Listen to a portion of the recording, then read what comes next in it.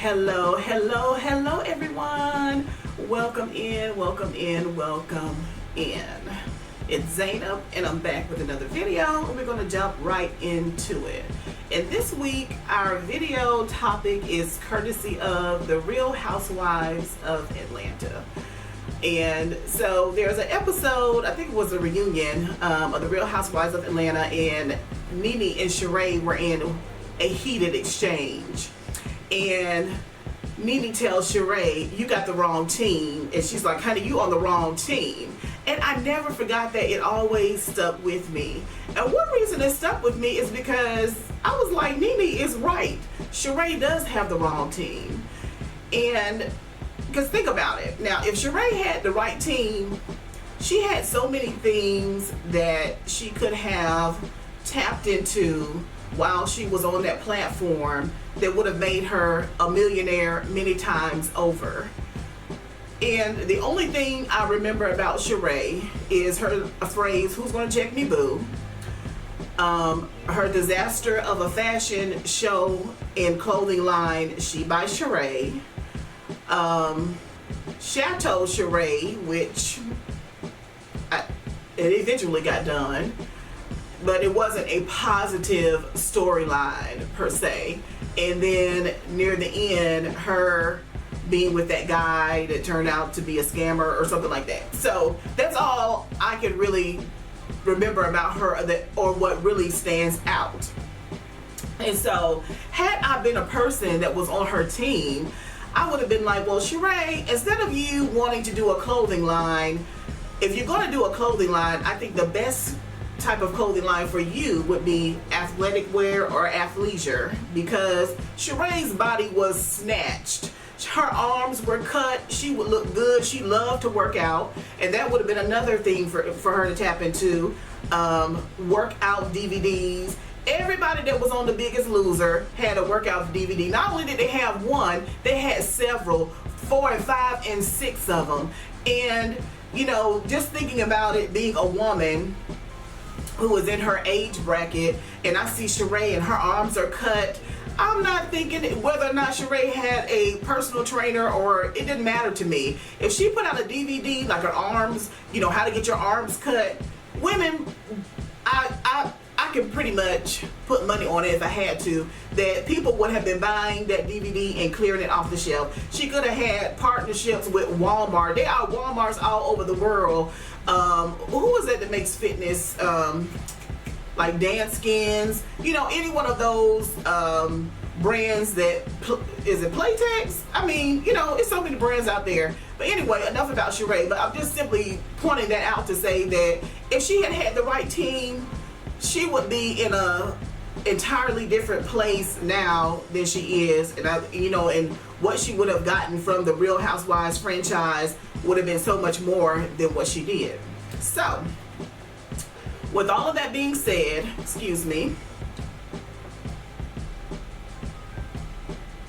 with all of that being said, I have a question for you this week. Who is on your team? Who are you partnered up with? Who are you clicked up with? And is it beneficial to you? Do you have the best team? Do you have people that are bringing something to the table, or are you surrounded by people who just take? Are you surrounded by people who bring the best out in you, that push you to go to another level, or are you surrounded by people that just are satisfied with mediocrity? Are you surrounded by people that when you tell them your ideas and you start telling them about what you want to do, they cheer you on and they're like, "Girl, you can do that. You inspired me"? Or are you surrounded by people that whenever you come up with something or you start sharing your dreams, they begin to tell you about how you cannot do it?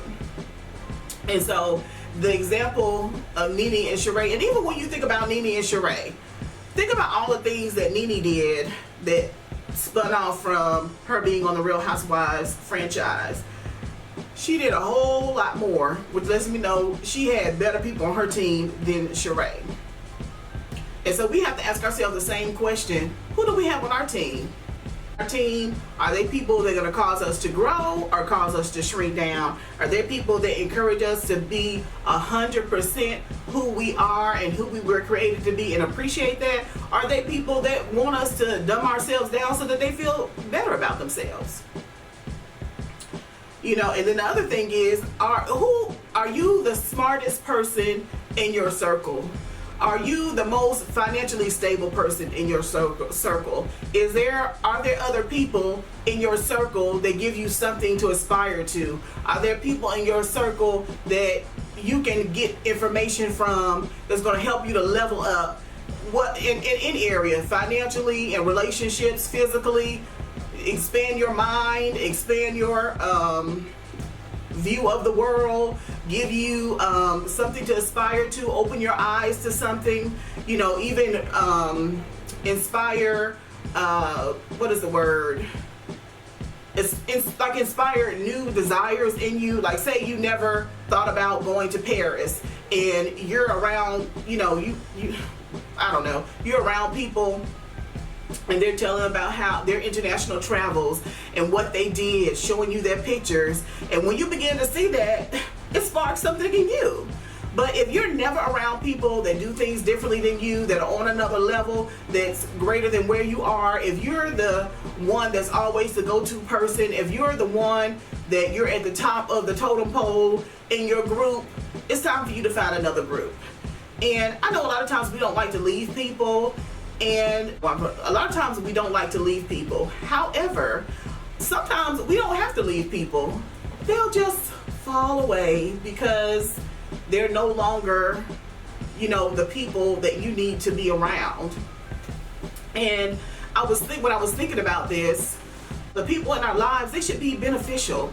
And that's not to say that you're looking for, you know, to use a person or whatever, but the same way people look at you, you're beneficial if you're dependable. And they say, you know what, I can count on that Zainab. If she says she's going to show up, she's going to show up. If I need some help, she's going to help me. And that's what friends are for, right? You know, to help each other out, to support each other. You know, when you think about your friend group, you know, do you think, oh, you know what, that Sally, she always has a positive word. You know, if I feel like I'm down, I know I can call Sally. She ain't gonna let me stay down long. She'd be like, all right, girlfriend, give me a positive word and go on. You know, that Sarah, she's not gonna let me be down. If she hadn't seen me, she gonna come looking for me and check on me, get me out the house, or whatever the case may be. You know, that Amy, she's gonna big me up no matter what I'm doing. She's gonna say, girl, if that is what you want to do, you can do it. You know, if you need any help, just let me know. And then vice versa, you're bringing something to the table as well. So you shouldn't be in one-sided relationships. And I've said this before, but it's really, really important. Any kind of relationship, it should not be one-sided. It's not going to be fulfilling. It's going to be draining. And that's why sometimes we're surrounded by so many people. We have all of these Facebook friends or Facebook friends. I'm just kidding. But you know, you've got all these Facebook friends, all these coworker friends, all these Instagram followers, and yet you feel lonely, and yet you feel unfulfilled. And it's maybe that you have the wrong people on your team. It could be that you just accept anybody who comes your way. You're like a magnet. If they come over and they want to be in relationship with you, you just immediately accept them. And I think that one thing that people need to start doing, or that tongue-tied, or that we don't do enough, is vet people or allow relationships, give it room to grow so that we can see who people really are, instead of just jumping into relationships, and I'm talking about friendships, any kind of relationship with people, and they're giving us putting their best foot forward, they're putting their best foot forward, but they can only maintain that persona or that facade for so long, and then eventually it crumbles, and then you're like, man, I never would have thought this person was like that. But had you given the relationship room to grow and time so that you could properly vet this person and see who this person really is, you won't be so invested where you had jumped in 2 feet first and now you're disappointed and feeling a kind of way. And especially if you find yourself in cycles of, you meet people and you feel like, man, we really hit it off, and a few weeks, a few months down the line, you're like, okay, this person needs to go to a mental institution, I don't know, or this person was deceptive, or this person was not who they initially presented themselves to be. It's because we're not vetting, we're not giving things time and room to grow and to develop organically. So anyway, I think that's all I have for this week.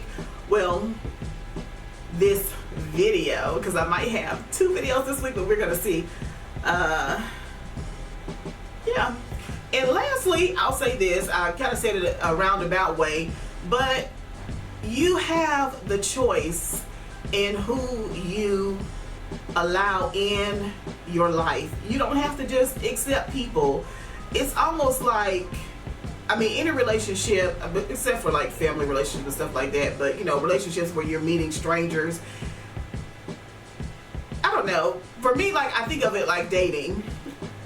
If you meet somebody out, just because you meet somebody out and just because they find you attractive and they're looking at you and thinking, oh, this person will be beneficial to me, that doesn't mean that you have to date them. You have a choice of whether or not to say, I'm not interested, you're not my type, you know, I'm not dating right now, whatever the case may be. So just like friendship, just because somebody wants to be your friend or wants to be in your space or wants to spend time with you, that's cool. You know, take time to get to know people, but that should not guarantee them a space in your life. Anyway, I'm rambling. The video is over. That is it. Think about who is on your team. Be intentional about choosing the people that you want to be on your team. You know, take an assessment, honey, and if you got to cut somebody from the team, you got to cut somebody from the team. It is what it is. So until next time, take care.